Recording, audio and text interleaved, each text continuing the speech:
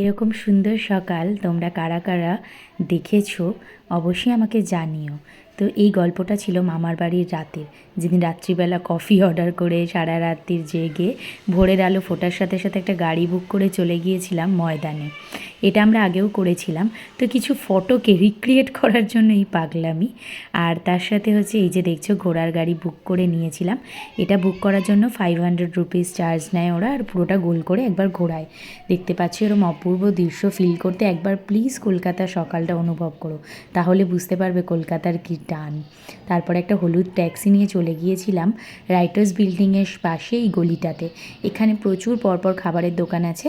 তো লাস্ট দিকে একটা দোকান আছে কোনার দোকান বলে, সেই দোকানটার সামনেই আমরা গিয়ে বসেছিলাম এবং ওরা বললে সব দোকান থেকে ওরা খাবার এনে দেয়।